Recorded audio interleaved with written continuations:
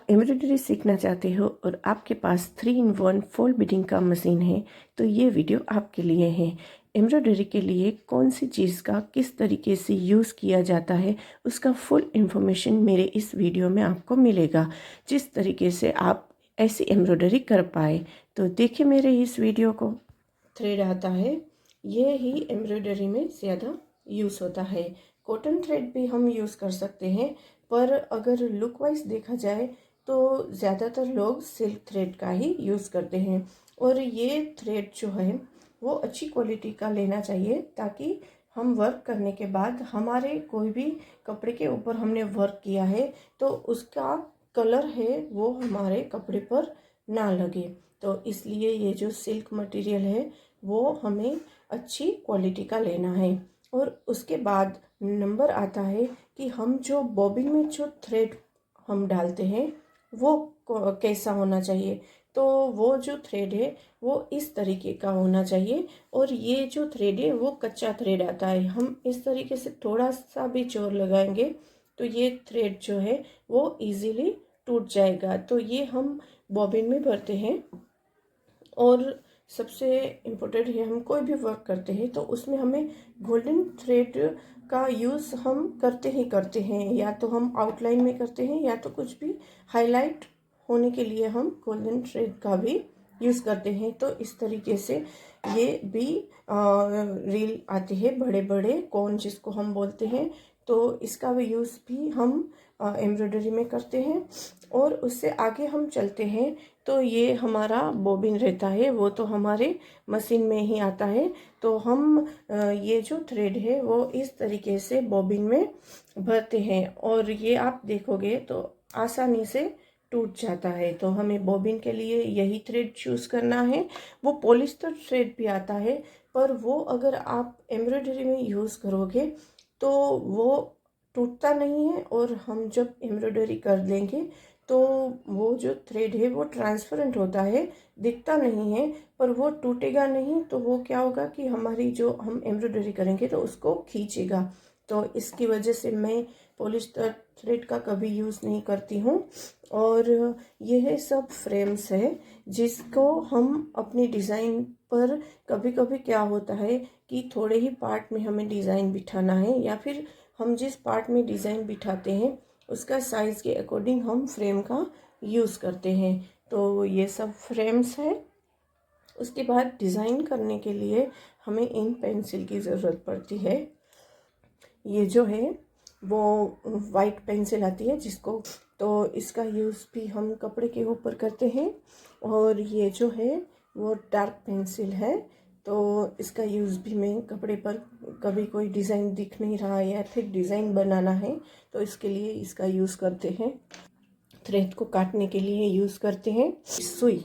सुई हम कौन कौन सी टाइप का ले सकते हैं, तो मेरे पास ये 11 नंबर की सुई है। यही ज़्यादातर एम्ब्रॉयडरी में यूज़ की जाती है क्योंकि ये पतली रहती है। तो हमारा जो भी मटेरियल रहता है, पतला मटेरियल, कि सिल्क का मटेरियल है या फिर कोई भी पतला जो मटेरियल है, तो उसमें ये अच्छा वर्क करके हमें देती है। तो ज़्यादातर तो 11 नंबर की सुई से ही काम करते हैं। और अगर थोड़ा बड़ा मटेरियल रहता है तो इसके लिए हम ये 14 नंबर की सुई का हम यूज़ करते हैं। तो 11 और 14 नंबर सुई, इन दो सुई से ही ज़्यादातर एम्ब्रॉयडरी करते हैं। और ये जो सुई है वो 16 नंबर की है और ये है वो 18 नंबर की है। तो 16 नंबर और 18 नंबर का तो एम्ब्रॉयडरी में यूज़ काफ़ी कम रहता है, क्योंकि 18 नंबर की जो सुई है वो जीन्स जैसा जो मटेरियल रहता है उसके लिए ये यूज़ में आती है। और 16 नंबर की सुई भी थोड़ा जीन्स से पतला जो कपड़ा रहता है उनके लिए हम यूज़ में लाते हैं। तो एम्ब्रॉयडरी के लिए 16 और 18 नंबर की सुई का यूज़ बिल्कुल ही कम होता है, मैं नहीं करती हूँ। मैं 11 नंबर और 14 नंबर दोनों सुई से ही अपना एम्ब्रॉयडरी का कोई भी जो काम है वो मैं करती हूँ।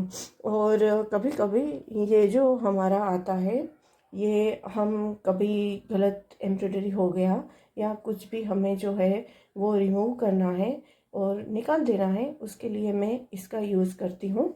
तो आगे मैं कभी आपको ये भी दिखाऊंगी कि अगर हमसे कोई गलत एम्ब्रॉयडरी हो गया है तो उसको निकालना है तो किस तरीके से निकालेंगे, तो उसके ऊपर भी मैं एक वीडियो आगे डालूंगी। और ये जो है वो हम बॉबिन भरने के लिए यूज़ में लेते हैं। इसमें हम इस तरीके से बॉबिन को लगा देंगे और फिर इसको हम मशीन का जो हमारा व्हील रहता है उसके ऊपर रखेंगे तो हमारा ये बॉबिन है वो भर जाएगा। अगर आपको नहीं पता है किस तरीके से बॉबिन में थ्रेड डालते हैं तो मैं उसका भी आगे एक वीडियो बना दूंगी। और ये है स्क्रू ड्राइवर जिसकी बहुत ज़रूरत पड़ती है, हमें सुई चेंज करनी हो तब भी हमें स्क्रू ड्राइवर की ज़रूरत पड़ती है। और मशीन में कुछ थोड़ा बहुत कुछ बिगड़ जाता है तो उसको भी ठीक करने के लिए स्क्रू ड्राइवर बहुत ही ज़रूरी रहता है।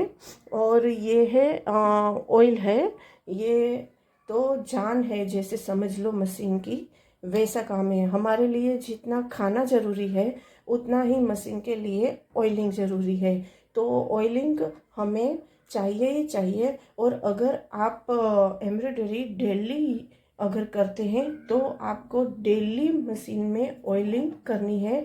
और अगर आप कभी कभी मशीन यूज़ करते हैं तो भी आपको 4-5 दिन या वीक में एक बार मशीन को ऑयलिंग करना है, क्योंकि ऑयलिंग करने से आप जब भी मशीन पे काम करना चाहोगे तो वो आपका जो मशीन है वो अच्छे से वर्क करेगा।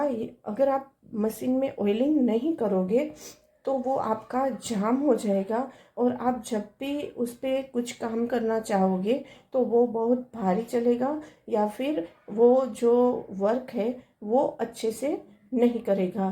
तो ऑयलिंग तो मशीन के लिए बहुत ही ज़रूरी है। तो इस तरीके से मैंने आज आपको ये सब चीज़ें हैं जो एम्ब्रॉयडरी में यूज़ होती है उसके बारे में बताया है। आगे मैं आपको बारीकी से बताऊंगी कि फ्रेम है उसको हमें कैसे कपड़े पर लगाना है और कौन सी फ्रेम है वो कपड़े पर लगाएंगे तो हम अच्छा वर्क कर पाएंगे। तो इसके लिए मैं आगे वीडियो डालूंगी। एंड कैसा लगा मेरा ये वीडियो आप मुझे कमेंट करके बताइए।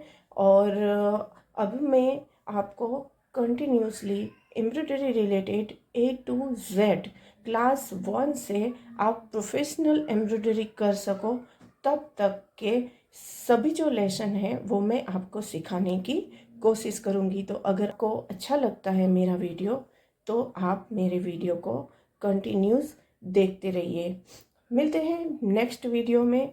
फ्रेम, कौन सी फ्रेम बेटर है वर्क करने के लिए, ये टॉपिक लेकर।